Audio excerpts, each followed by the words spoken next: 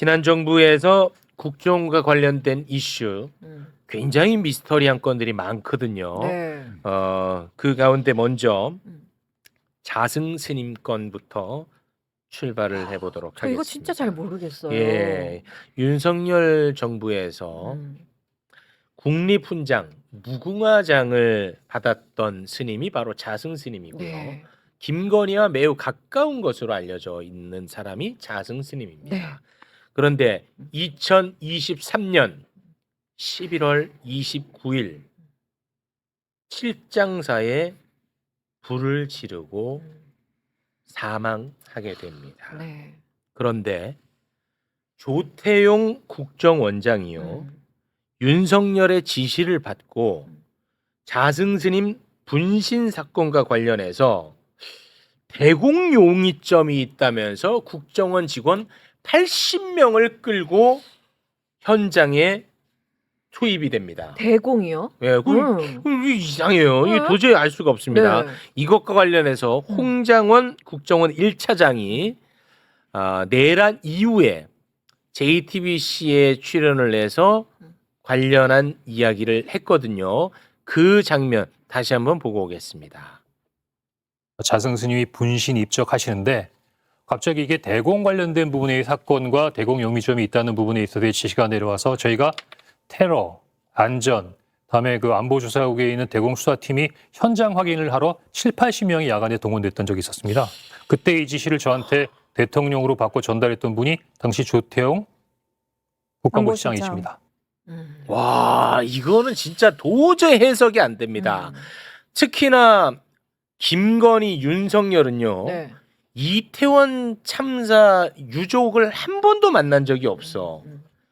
피도 눈물도 없어. 심지어 책임을 절실히 느껴야 되는 사건이었거든요. 네. 이태원 참사는. 근데 이거는 사실 김건희하고 뭐 관련성이 없어 보이거든요. 얼핏 봤을 때. 그런데 김건희가 펑펑 웁니다. 뭐 관련 사진들 이거 보세요. 펑펑 울어요. 이 이상해요. 뭔지를 모르겠어요. 저는. 불 지르고 사망을 했는데 여기에 국정원이 투입되는 게 나는 진짜 이해가 안 가거든요. 그러니까 덮을 게 있으니까 투입하는 거죠. 간단하게 말씀드리면은 11월 29일, 2023년 11월 29일. 그러니까 조태용이 한참 이 대통령실에 윤석열과 김건희의 총애를 받던 그런 시절. 그러니까 조금 있으면 국정원장이 되기 직전. 이때 이제 조태용이 당시 홍장원은 해외 담당, 북한 담당 1차장을 했는데 그때 원장 직무 대리였어요. 여기에다가 명령을 내리는 거 아닙니까? 빨리 가봐라 하는데 정말 미스테리한 것은 우리가 아무리 빨라도요 소방대원보다 빠를 수 없거든요. 네. 네. 119에서 불난 것보다 더 빨리 움직이는 집단은 없어요, 우리나라에서. 네, 뭐 그렇겠죠. 없어요. 네. 근데 몇 시에 정확하게 지시가 내려왔는지 네. 어떻게 소방대원보다도 먼저 현장에 갔는지 또 소방대원하고 먼저 현장에 가서는 대공용의점을 찾아라라고 하는 건 뭐냐면은 네. 가장 무시무시한 방법을 다 동원해서라도 증거를 확보해라. 달리 말씀드리면 경찰이나 소방대원 등 다른 사람들이 오기 전에 모든 것을 끝내라. 없애라는 거 다 똑같은 말이에요. 그러니까 홍장원 1차장이 저때 굉장히 어려운 시기였어요. 국정원에서 이제 조태용한테 사표 강요당해서 쫓겨난 시점. 그 시점에 나와가지고 자승권을 이야기를 하잖아요. 인터뷰하는 네, 시기에. 그 시기가. 저거는 제가 딱 들을 때는 뭐 쥐고 있다. 그렇겠지. 야, 조태용이 너가 제일 불편한 얘기 내가 하는 거야라는 것처럼 그리고 보였어요. 네가 그냥 했겠냐. 저기 대통령의 지시를 받아서 한 거고. 대통령은 또 혼자 했겠냐. 이 메커니즘을 내가 다 아는데. 그렇지. 그것을 내가 그 현장에 지시를 해가지고 해외 1차장 자기 직속 산하에 있는 대테러국 직원하고 그다음에 자기 밑에가 아니에요. 그 안보정보조사국은 2차장 산하예요. 거기까지 합쳐서 80명을 어느 지점으로 가라 해서 순간적으로 동원한 네. 이 작전을 공작을 왜 했냐. 왜 했냐가 핵심입니다. 그러면서 나를 더 몰아붙이지 마라. 안 그러면 난 다 분다. 그렇죠. 예, 이 내란 과정에서 내가 겪었던 일만 국한해서 내가 헌재 가서 이야기를 할 거고 사실을 이야기를 할 건데 네. 자꾸 나를 몰아붙이면은 좋은 일이 없을 거다라고 하는 경고성이다. 그럼 만약에 뭔가 감출 것이 있었다면 우리 또 뇌피셜 전문가 나와 계시니까 감출 것이 있었다면 예를 들면 그러니까 예입니다. 예를 들면 뭐 어떤 게 있을 수가 있는 거예요. 이제 거두절미하고 있다가 이제 왜 이런 의혹이 드는가는 다시 말씀드리기로 하고 지금 이제 질문 주신 거에 대해서 그날 이제 요사체 그 CCTV 장면을 보시면 이건 일반 요사체가 아닙니다.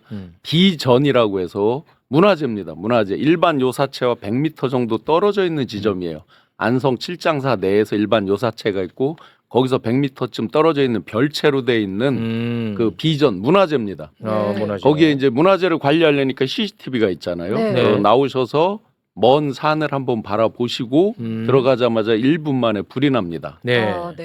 그래서 그때 이제 많은 저에게 이제 제보를 줬던 불교계 인사들이 얘기를 합니다. 아무리 독하게 마음을 먹어도 이 본능적으로 문을 따고 나온다든지 이 뜨거우거나 호흡 때문에 본능적으로 밖으로 나오려는 속성이 있다. 그럼 얼마나 많은 그런 어떤 한설인 뭐가 있으면 안에서 그거를 뭔가를 이제 잠금 장치를 했다는 뜻이잖아요. 타살이 아니라고 이제 얘기를 하니까 당연히. 네. 그렇게 많은 어떤 마음속에 한 같은 게 있을 수 있다. 이제 이런 얘기를 하시는 거예요. 네. 그래서 바로 불이 타는데 이게 이제 세간에 이상한 소문이 돌았죠. 어떤 소문이 누구에겐가 있어요? 이제 굉장히 그 당시에 많이 돌고 또 방송에서 많은 분들이 이야기를 하더라고요. 뒤에 보니까 스님들께서 네. 어떤 소문? 당신께서 소신공양하는 그 장면을 동영상으로 내보냈다. 물론 이제 확인이 안 되는 적이에요. 특정 누구에게 그거를 내보냈다. 근데 왜 이게 이 소문을 낳게 됐냐면 최초 신고자가 서울 논현동입니다. 최초 오. 이 화재 신고를 안성 논현동에서 칠장사잖아요. 네네. 근데 최초 신고자가 서울 논현동입니다. 했어요? 그 누가 신고했는지는 어떻게 된 알려줬어요. 뭐 알겠죠. 저 신고를 받은 분들은 관계 당국은 알겠죠. 어. 이제 그러다 보니까 호사가들이 많은 그 최초 신고자를 압축하면서 이제 나오게 되는 얘기들입니다. 두 번째 신고자는 종로입니다. 종로는 아마 조계사 직원이라고 일단 밖으로는 알려져 있는데 정확히는 그분의 뭐 직함이나 이런 건 모르겠습니다. 그래서 최초 신고자 때문에 그 의구심이 더해진 겁니다. 아니 그러니까 최초 신고자의 주소지가 노원이라는 거예요? 아니면 노원에서 신고하는 전화기 발신한 데가 노원이에요? 서울 논현동. 논현동. 예, 서울 논현동. 그럼 전혀 그러면 관계가 없는 거예요. 서초동 근처 아니에요, 여기가? 아니 예, 의원님 예. 뭐 아시는 거 있으면 얘기를 좀 한번 해보세요. 서초구에는 뭐가 있냐면 이 자승스님께서 논현동. 이제 그 스승님 은정불교문화진흥원이라고 있습니다. 그거가 이제 서초구에 있긴 있습니다. 그런데 거기는 주소지는 달라요. 동은 그건 잠원동 쪽에 있고 이건 논현동에서 이제 최초 신고자가 이제 전화를 했다. 그러니까 그 먼 안성 칠장사에서 갑자기 이제 화재가 발생했는데 화재 최초 신고자가 서울 논현동이다. 여기서 이제 그 아까 제가 말씀드렸던 그런 얘기가 이제 꼬리에 꼬리를 물게 된 겁니다. 강남이니까 강남하면 아크로비스타가 떠오르는 뭐 이제 그쪽의 이야기들이 좀 있었나 보군요. 뭐 거기 예를 쪽인지는 들면. 이제 근데 모르겠는데 국정원 이제 그 사람들이 나와서 증거 같은 걸 다 가져가 버렸으니까. 그래서 이제 나온 얘기가 그러면 뭐를 확보하려고 그랬냐 이제 네네. 이건 이제 네. 자꾸 호사가들이 이제 말이 호사가들 뭐라고 못해졌겠죠. 그래요? 네, 호사가 얘기 듣고 그러면 싶어요. 이제 다 유서도 나왔잖아요. 차에서 나왔습니다. 밖에 있는 유서에서 그 노란 종이 보셨을 거예요. 자승스님의 유서로 예, 3번 알려진 사진에 사진이 있는데 예, 저건 이제 유서가 밖에 차에서 발견되고 그럼 유서는 발견됐고 근데 이 유서도 조금 이상한 게 유서에 이상한 게 이제 네 번째 줄을 보세요. 왼쪽 거 지강 주지 스님에서 네 번째 보시면 이 건물은 상자들이 복원할 겁니다. 이렇게 해놨잖아요. 네. 자승스님께서는 조계종 총무원장을 2번이나 하신 분이에요. MB 때 한 번 하시고 뒤에 다시 한 번 더 하셔서 2번이나 조계종 총무원장 그야말로 조계종 살림 전체를 책임지는 최고 책임자셨어요. 근데 단어가 지금 상자라고 돼 있죠. 상자가 뭐예요? 상좌 스님이죠. 상좌 스님. 고피라는 최고 이제 그 일종의 이제 참모들. 비서실장 비서라고 이제 보시면 되겠죠. 일반적이에서. 그런데 저걸 상자라고 쓸 리가 없다라고 주장을 하는 거죠. 그래서 그러니까 이게 본인의 필제는 맞는 것 같은데 일견 맞는 것 같은데 그 큰 스님이 상좌 스님과 상자가 틀릴 리가 없다. 이게 이제 일반적으로 주장을 하는 내용들입니다. 저거에 대해서 그래서 아주 강력하게 조사를 해야 된다. 그다음에 저 내용 중에 보시면 네. 검시할 필요가 없다. CCTV에 녹화되어 있다. 이게 이제 소위 제대로 어떤 입적을 하려고 마음먹은 사람도 저렇게 쓰기는 어렵다는 거죠. 일반적으로는 거의 이 상식적이지 않다라는 얘기고 마지막에 남기는 말치고는 경찰들을 향해서 검시할 필요 없다? 저 그래서 얘기를 남길까? 저 문장 때문에 나 이거 이상해. 내가 억울하게 이렇게 당한다라는 걸 세상에 알리고 싶었다라고 해석하는 분들이 많은 거죠. 우리 의원님은 뭔가 많이 알고 계시는데 말씀을 안 아니요. 하시네. 잘 모릅니다. 근데 한번 생각을 해보세요. 저 유서가 사실이라고 한다면 네. 그럼 별도로 또 있다고 생각을 해야 돼요. 하나는 녹음을 남겼거나 하나는 기록을 제대로 기록을 남긴 거죠. 그리고 이 기록은 세상에 공개되면 결국은 윤석열과 김건희가 자신에게 그리고 나가서는 우리 불교계에 어떤 짓을 했는지 내가 왜 이런 선택을 할 수밖에 없는지 내가 왜 이런 상태에 이르렀고 이런 선택을 할 수밖에 없는지를 써놨고 그것을 이미 충분히 알기 때문에 국정원을 동원한 거다. 가장 믿을 만한 사람 국정원 당시에는 직무대리 홍장원 차장을 동원한 거다. 저는 그렇게 봐요. 그래서 이제 지금 이 말씀에 저도 동의하면서 이 신성한 그 불교를 왜 이렇게까지 진짜 국정원까지 동원하면서 이렇게 했는가에 대한 배경을 한번 조금 볼게요. 네. 그러면 이제 아까 뭐를 가지러 갔는지 이런 게 조금 유추되는 게 있습니다. 네네. 사진에 5번하고 11번 한번 띄워줘 보세요. 그 사진에 보시면 봉은사를 이제 두 번에 걸쳐서 갑니다. 요게 2022년 4월 26일 날 방문한 겁니다. 2022년 4월 20일 당선자 신분일 때 3월 9일 날 이제 대선이 있고 당선자 신분에서 이제 가서 저기가 봉은사 주지스님 기거하는 봉은사 정문 올라가서 왼쪽 끝에 있는 데입니다. 제가 명진 스님 계실 때 같이 가서 차담을 하고 그랬었습니다. 그 두 번째 사진 한번 또 보시죠. 이게 이제 요거는 2022년도 2월 17일 날 방문한 겁니다. 2022년 대선 2월에? 과정 중에 방문을 한 거예요. 그래서 더 이런 식이 지금 보시면 네. 이 사진도 이것도 그런 이제 비판이 있겠죠. 보면 뭐 순천만에서 왜 화보 사진 찍냐 하듯이 네. 이게 조용히 대외비로 방문했다 하는데 마치 연출된 사진 같잖아요. 네, 그렇죠. 이 사진만 올라와 있는데 처음에 올라와 있던 것 중에 보시면 해수관음상 앞에서 찍은 사진도 있습니다. 어딘가에 네이버 이런 데 찾으시면 있는데요. 네. 12, 13, 14번 자료를 한번 좀 띄워줘 보세요. 제가 대선 기간 중에 이제 전략회의에 매일 들어갔잖아요. 저게 제가 직접 수기로 쓴 메모입니다. 네. 1월 달, 2월 달, 3월 9일이 돼서였으니까 그때만 해도 계속해서 무속 관련 대책회의가 열리는 거예요. 저는 저 회의를 할 때마다 굉장한 자괴감이 들었습니다. 천공이다, 건진이다, 뭐다 나올 때마다 지금 지금 화면에 보이는 거 하단 쪽에 보시면 천공 스님이라고 돼 있을 거요. 그 무속 관련된 대책회의를 합니다. 제가 일일이 세세하게 다 적지는 않았지만 왜냐하면 제가 직접 파트는 아니거든요. 여기 밑에 천공스님 내용. 네네. 계속해서 뭐 천공이다, 건진이다 어떤 내용이 불거질 때마다 그에 따른 대책회의를 수많은 소위 이제 그래도 빼어난 인력이라고 하는 사람들이 머리를 맞대고 이제 대책회의를 합니다. 그 다음 장도 한번 보세요. 저 보시면 맨 위에 써 있죠. 김건희 여사, MBC, 홍유, 구판 그때 이제 홍준표, 유승민 당시 등등 이제 구판에 대한 발언이 연속적으로 이어집니다. 네, 언론 대응. 언론 대응이라고 또 있죠. 네. 또 다음 장도 한번 봐주세요. 자, 지금 이거는 그 대선 기간에 신용환 대선 교수님이 기간에 제가 직접 회의하면서 적은 겁니다. 메모했던 수기 메모장입니다. 이면지에 제가 계속 메모를 했던. 네. 그다음에 2월 저게 20일자라고 써 있네요. 2월 20일자에도 보시면 중간쯤 보시면 민주당에서 피켓으로 교회 성당 이런 데 앞에서 무속에 대해서 피켓하고 뭐 이런다. 그에 대해서 대책을 어떻게 하고 뭐 이런 내용이 쭉 있죠. 네, 네. 이거를 이제 보여주시는 이유는 이런 매번 문제가 발생할 때마다 무속에 관련된 대책회의를 하는데 할 때마다 사람들 머리는 사실은 거기잖아요. 네. 네. 그러니까 나오는 결론이 뭐예요? 이런 무속 관련된 게 나오면 바로 가장 정통한 종교 불교잖아요.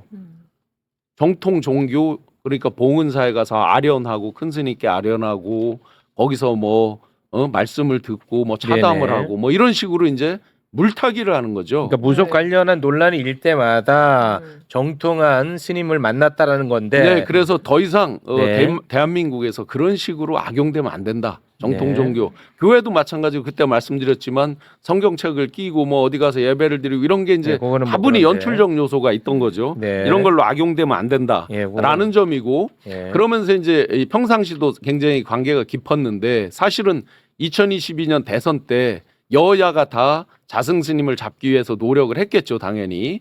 양 진영이 이건 당연한 노력인데 중간중간에 이제 어떤 일들이 있으면서 불교계에서는 윤석열을 더 강하게 밀게 됐고 결국은 그 표가 상당히 영향이 있었다라고 이제 분석을 한 거예요. 그런데 네, 자 핵심만 갑니다. 자, 2022년 11월 교수님, 20 자, 핵심만. 네. 아니 배경을 이제 그래서 이렇게 네. 이제 친분 있는 척을 이제 많이 한 거죠. 네. 김건희 측에서. 네. 2022년 11월 29일 어떤 날입니까? 입적하던 날. 많은 국민들이 잊으셨죠? 2023년도 11월 29일 날 새벽에 부산 엑스포 119대 29로 지던 날이에요. 네. 네. 네. 예, 그리고 그날 저녁에 입적을 하셨어요. 음. 즉 윤석열, 김건희 입장에서 스트레스가 거의 극에 달해 있는 날이에요. 그 날이. 그런데 그 직전에 그럼 자승 스님의 행적을 뵈면 네. 그 한 달 전쯤까지 여러 가지 갈등이 있었다라고 알려져 있습니다. 대표적으로 알려져 있는 거 이건 제가 입증할 수 없는 거예요. 알려져 있던 말은 그 당시 이제 입적하고 나서 여러 설들이 돌았을 거 아니에요. 제가 이제 제보받고 왔던 거는 불교계에서 받았고 홍장원 차장님보다 일주일 전에 제가 어떤 말을 했는데 바로 홍장원 차장님이 이 발언을 해서 저도 깜짝 놀란 거예요. 아 이게 어느 정도 근거가 있구나. 네. 2023년 10월 29일 날 대장 7명이 전원 교체가 됩니다.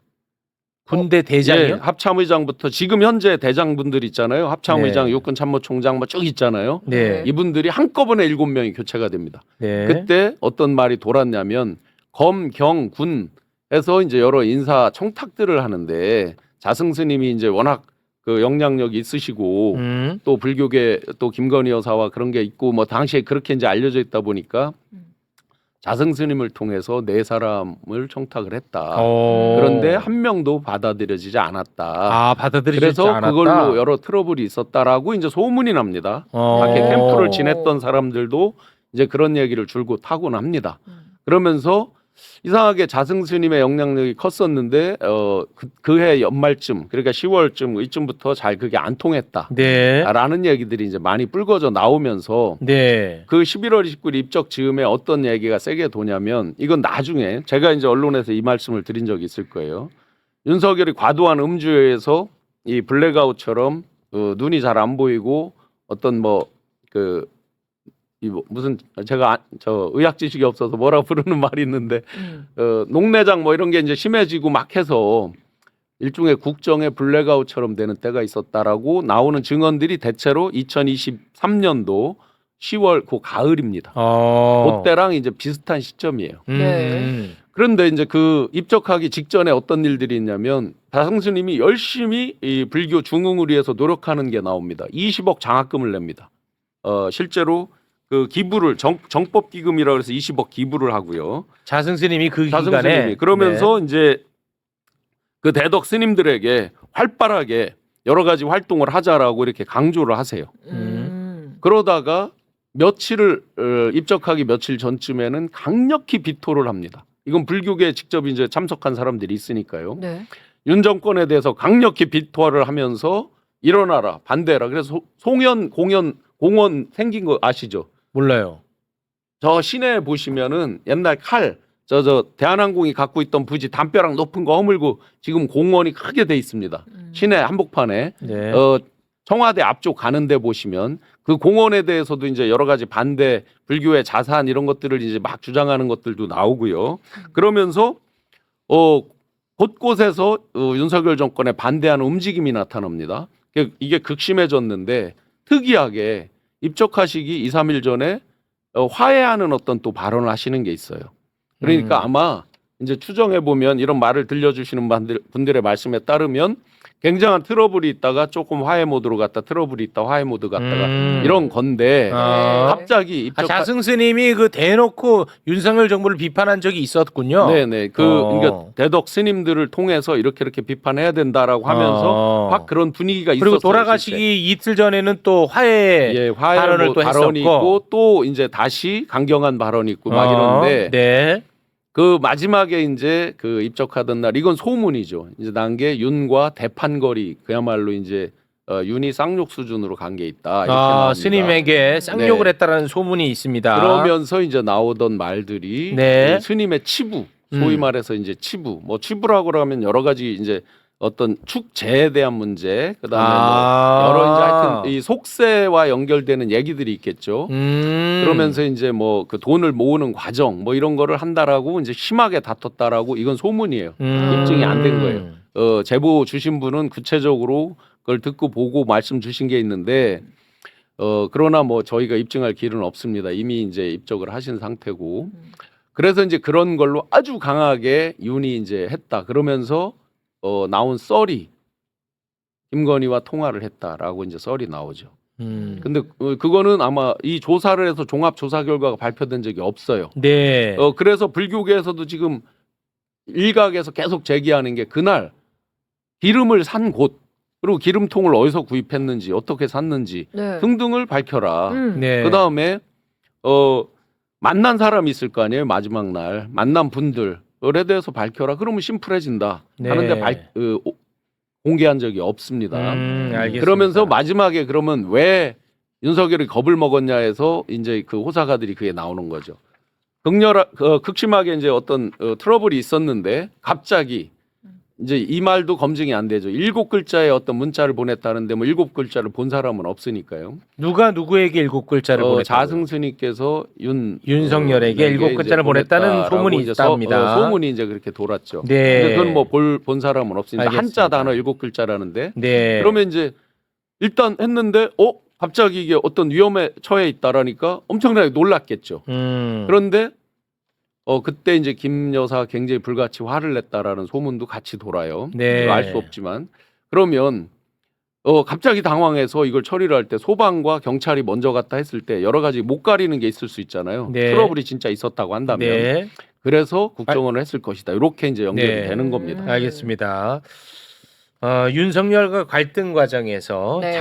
그러면 자승이 예를 들어서 윤석열이 날 주기로 했습니다라는 것을 세상에 뭔가 폭로하려는 글이 있을까봐 국정원 80명을 보냈다? 나는 그것도 좀 설득력이 없어 보이는데. 휴대폰이 있었겠죠. 그 휴대폰이 가장 중요하겠죠. 네. 지금 이제 왜 안보실장이 홍장원 당시 국정원장 직무대리입니다. 정확히 표현하면 직무대리에게 지시성 발언을 했겠느냐. 그리고 그게 조태용이가 당시 국정원장이 아니고 안보실장의 시절이에요. 조태용은 안보실장이니까는 대통령실에 있는 거예요. 오케이. 그러니까 김건희 그다음에 윤석열과 같이 있는 거예요. 그런데 대공 혐의점이 있는지 확인해라. 이거는 뭐냐면은 타살이라는 거예요. 간단합니다. 네. 이 대테러와 그다음에 안보정보조사국 그러니까 대공수사국을 7, 80명을 동시에 보낸 거란 말이에요. 네. 그랬으면 우리 이 국정원 직원들이 어디 저녁에 한 군데 모여 있지 않아요.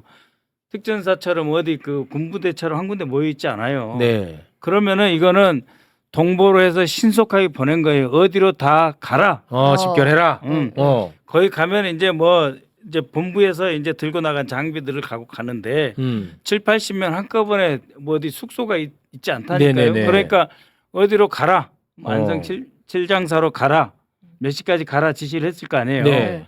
가라고 했을 때 그러면은 국정원장 직무대리가 안보실장한테 이 지시를 받았을 때는 어떤 생각을 가졌겠나. 이거는 엄청 안보상으로 중요하고 대테러.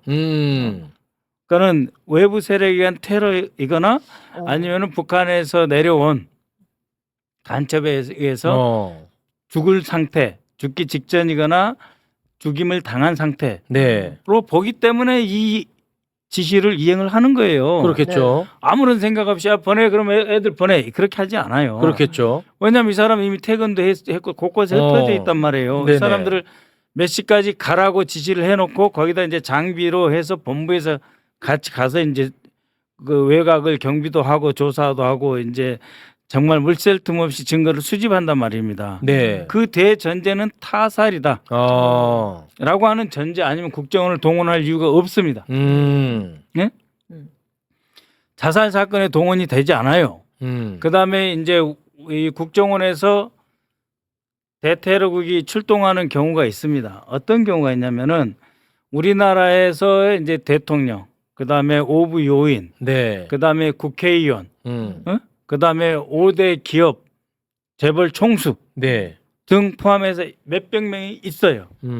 그 몇백 명 안에 이분은 포함이 안 돼 있어요. 아, 자승스님 안 돼 있겠지. 안 돼 있어요. 당연히 그러니까 그렇겠지. 이분은 뭐냐면은 그 외에 갑자기 대테러국이 이렇게 확 출동할 때는 여러 사람이 모여 있는 뭐 축구장이나 어디에 폭탄이 폭파했다든지 이럴 때는 퇴거가지만은 네. 이렇게 한 사람이 죽는 사건에 이렇게 많이 가지 않아요. 그렇지. 그 오로지 이유는 딱 하나.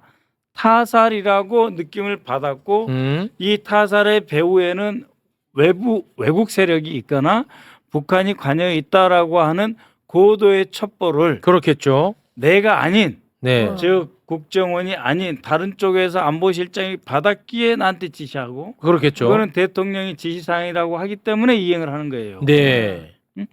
그 전제. 그러면 조태용은 왜 시켰냐?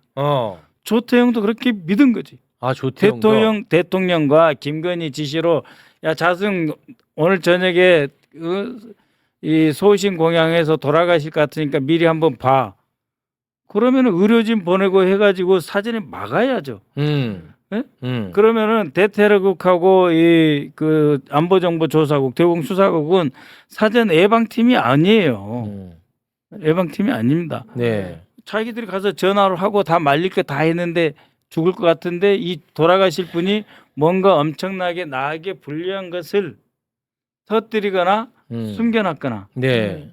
시한폭탄으로 매설을 했거나 이런 두려움이 있기 때문에 가서 싸그리 정리를 해라. 근데 누구를 정리를 해?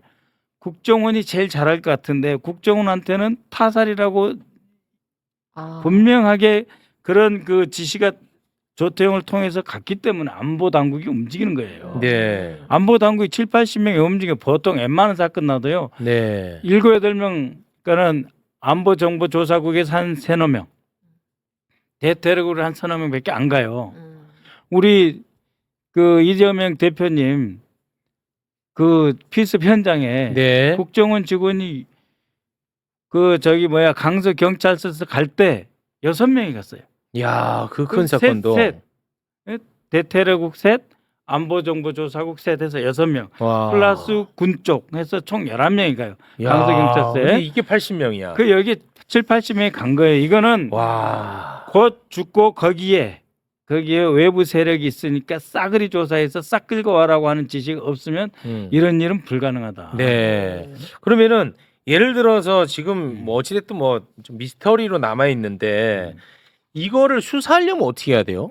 수사하려면 일단 확보된 증거부터 갖고 와야죠. 그러니까 이제 그 국정원에서 모아서 이걸 어디 한 군데 정확하게 모아놓는 곳이 있거든요. 네. 누구 손 못 대게 봉인을 해놓은 게 있어요. 네. 이걸 다시 가져오려면 원장을 지시가 있어야 돼요. 아, 국정원장의 원장이 지시해서 이거를 재수사해야 국정원장. 되고 수사의 자료로 검찰에 수사를 의뢰해라. 네. 그리고 그 전 단계에서는 이 감찰실이나 감사관실에서 조사를 해라. 하고는 원장님의 지시가 있지 않고는 네. 이 봉인된 건 못 열어요. 아. 이 증거에 손을 못 댑니다. 아. 이 증거를 손을 대려면 이거는 누가 생각해도 제가 생각해도 이거는 안보 당국이 그 안보 위해 세력 외부 침입에 의한 타살로 보지 않았으면 이 결정을 못 하는 거죠. 네. 그래서 불교계에서도 이제 아까 그 유서 내용을 보고 분석했을 때 내가 내 자의로 이렇게 소신 공양이 아니다라는 걸 알리고 싶었다. 이걸 해석을 해보면 심리적으로 그렇다라고 이제 주장하는 분들이 있고요. 네. 또 만약에 그게 사실이라면 만약에 소신 공양 장면을 뭐 이게 나갔다 그러면 이게 내가 정말 내가 입적하기 싫은데 어떤 타이에서 된다는 걸 밖으로 알리고 싶었다라고 이제 해석을 해서 그날 만난 분들과 이 내용을 꼭 조사를 해야 되겠다라고 이제 많은 스님들이 지금 이야기를 하고 있는 거죠. 아 스님들 사이에서는 이거는 반드시 밝혀야 된다는 이제 여론이 있나 여러 보군요. 이제 이미 이제 지나갔으니까 조용히 이제 이렇게 가자는 게 대부분이겠죠. 그런데 네. 이제 일각에서 또 그런 움직임이 있습니다. 알겠습니다. 네. 야, 저는 이거는 여기 하나만 지적하면 이 홍장원 네. 차장 말고는 이게 인터뷰가 안 될 것 같네. 홍장원. 그 메모 있잖아요. 첫 유서. 아 유서. 네. 유서에 보면은 이게 이상한 거예요. 왜냐면은 상자들이 복원할 거다. 네. 자, 조금 있으면 돌아가실 분이 복원된다 안 된다 이게 중요합니까? 그러니까 그거 하나도 안 복원된다면 중요할 왜 것 같아. 이걸 불을 질러요? 그러게. 이거는 이 불난 곳을 뒤적거리지 말라. 거기에 쇠붙이가 있든 핸드폰 있든 뭐 내 그러니까. 신발 밑에다가 내가 뭐 유서를 꽂아놨든 뭐든 이거 뒤집지 말라는 이야기예요. 그게 이상하다는 거예요, 저는. 아니 복원 돌아가시면서 이런 얘기를 왜 아니, 해? 왜냐 우리 내 제자들이 복원할 거니까 손대지 마라 하는데 예를 들면 주지기 스님이 할 거야라든지 아니면은 뭐 조계사에 누가 할 거야라든지 총무국장이 복원할 거야라든지 이렇게 써야 돼요. 네. 조계사에 이 총무 스님 정도 되시는 분의 유서에 네. 이걸 누가 복원할 거다 하면은 뭐 총국장이 한다든지 뭐 시설이라든지 누구한테 임명을 하지 상자라고 안 써요. 상자승은 동자승 바로 위가 상자승들이에요. 이상해. 그 복원을 상자승이 한다는 게 말이 안 돼요. 상자 네. 그것도 상자라고 쓰잖아요. 그러니까. 이거는 뭐냐면 내가 죽은 이 공간 이거는 어차피 문화재로 복원하는 거는 다음 사람들 알아서 할 거니까 손대지 말라는 이야기예요. 그러니까. 네. 이 뭔가 이거는 좀 미스터리한데 이거는 홍장원 차장과 홍정원 이야기를 차장하고 여기에 나눠봐야 될것 투입됐던 같아. 단장 국장들이 다 조사해야 돼요. 네. 그들은 다 안다고 봐요. 홍장원은 안다고 봐야 돼. 딱 하면 느낌이 와요. 아 이거는 자살이다 타살이다. 네. 아니, 의심스럽다. 그때 자승이 굉장히 힘들었다는 거 아니에요. 입장권 전국 사찰에 다 돈 내고 갈 수 있게 복원시켜 주겠다고 했다가 윤석열이가 약속 안 지키고 300억 먹고 떨어져 이러니까 백양사만 해도 1년에 입장료가 얼마나 되겠어요. 얼마나 이 큰 절에 스님들한테 압박을 받았겠어요. 왜냐하면 그 절을 운영을 하려면은 네. 수익이 있어야 되잖아요. 네네네. 네? 네. 그 우리 절에는 4월 초파일 하루예요. 그렇잖아요. 네네. 수입 들어오는 게 고정적으로 잘 없잖아요. 네. 그러면은 이 절과 유명 사찰을 유지하는데 비용이 많이 든단 말이에요. 그 모든 압박을 자승 혼자 다 뒤집어 쓰고 김건희, 윤석열 지지를 했잖아요. 근데 자기가 이런 독박을 쓰게 된 거고 거기 조금 더 이제 뇌피셜을 돌려보면 복잡해집니다. 그러니까는 10월 말에 사성 장군 인사했었고 11월 9일 날 삼성 장군 우리가 잘 알고 있는 곽종근 그다음에 여인영이 다 이때 삼성 장군 11월 9일 날 임명됐고 정보사령관 문상호 11월 13일 날 임명됐거든요. 네. 그리고 이해 말에 12월 말에 술 먹으면서 윤석열이가 최초로 비상대권에서 계엄하겠다는 말을 한단 말이에요. 그러니까 이때가 묘하게 이렇게 정세가 전환되고 그러면서 조태용은 안보실장에서 바로 국정원장으로 임명을 받아요. 뭐 이상해. 그래서 24년 1월 16일 날 임명을 받는단 말이에요. 네. 그 바로 원장이 돼서 내려온단 말이에요. 네. 이런 전체적인 그 구도 그러니까는 자신이 그 쿠데타 내지는 비상계엄을 하려고 하는 세판 불교기도 떠나고 하니까 내가 엎어버려야 되겠다는 이런 분위기 전환. 네. 그것과도 좀 연관이 있겠다. 근데 그거에 대한 증거는 없고. 알겠습니다.